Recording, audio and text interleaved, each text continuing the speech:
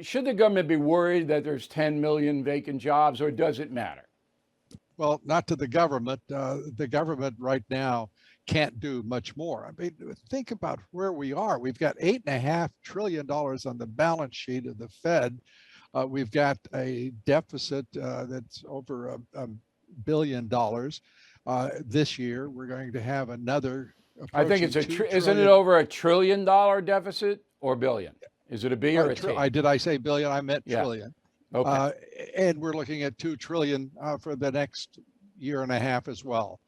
We're on our way, as you pointed out, to $33 trillion in debt on an economy that is, by the way, that'll make us larger than our economy and our debt.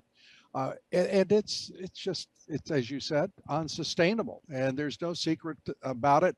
Even Janet Yellen, the Treasury Secretary, has to be able to convey that reality to Joe Biden, but apparently not, because he wants $5 trillion worth of infrastructure. We're going to spend more money, and more money. Okay, but I'm ready about the folks now. So you got 10 trillion. So anybody who wants to work can work. Wages are rising very, very fast. Yep. All right, $1.33 in 1 year on average. The average wage is $31 an hour, which is pretty damn good. All right, that's right. So wages are doing well, and that's what the Biden administration is pointing to. The economy is go, go, go, go, go. Now they don't talk a lot about inflation that eats up most of the wages, but how do you balance that?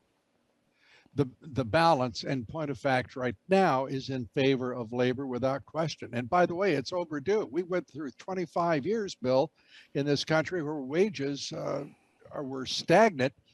25 years for the middle class and those immediately trying to work into the middle class. And we are looking at really a solution to a huge problem. And that is a lack of equity in our income for wages primarily in the workforce, and that is working through. This is an economy, a market that's actually doing what it should. Now there has to be a point at which we get to equilibrium, as the economists like to call it. Where is that? Is that a year from now, 2 years? But meanwhile, we have another issue, which is the senior citizens in this country who are living in part on their Social Security, who have investments that are being depreciated because of high inflation. So that too is going to have to be watched. But the truth is there's not much we can do, our Fed, our Treasury Department, or the Congress, because we're now caught in something of an inflation trap.